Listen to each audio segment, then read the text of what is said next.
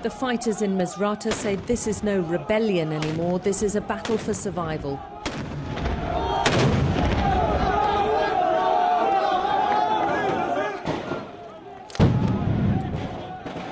Right now, the rebels are closing in on Gaddafi troops who are camped inside some homes inside the city.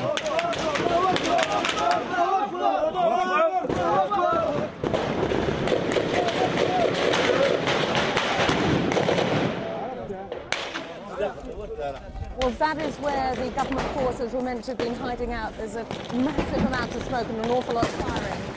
Difficult to imagine how anyone can stay in there for much longer if they are indeed still alive.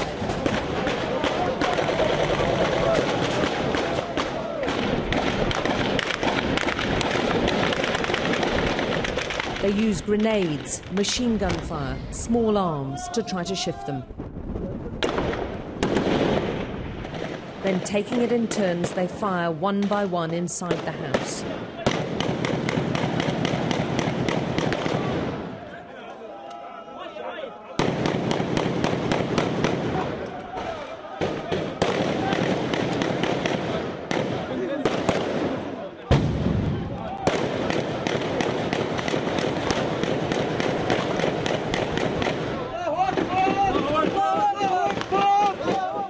They're taking casualties. The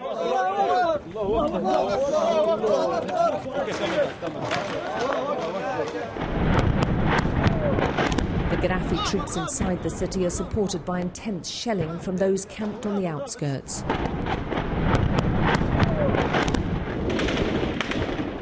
But the rebels are recapturing ground and are on the verge of a crushing battlefield victory. Okay, go.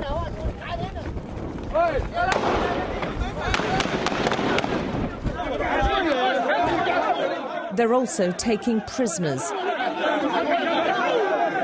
The captured soldier looks terrified. He knows there are many here who want him dead. We're told he will be taken before what they're calling the Revolutionary Council, the rebel command. But we're allowed to question him before. He says he's from Sudan, and he's been fighting in Misratah for 7 days. He was with the snipers on the surface of one of the buildings. What were his instructions, his unit's instructions? What were they told to do? They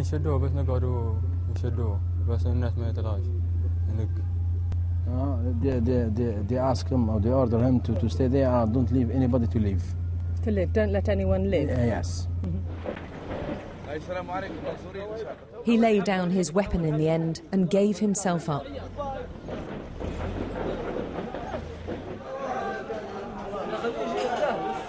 Many of his fellow soldiers are doing the same, and just to make sure they don't run away, some are shot in the foot. They have told him there is Algerians, Egyptians, they are in Misratah. You are going to fight to free Misratah. The doctors have to insist the fighters leave. Many are bent on revenge. But as the casualties increase, so does the anger. The injured Gaddafi soldier on the back of this truck has to be hurriedly driven away as people spit at him and hit him with their shoes.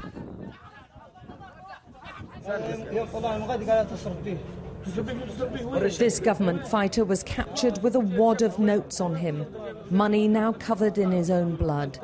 The disgusted Misratah residents believe it's tainted anyway.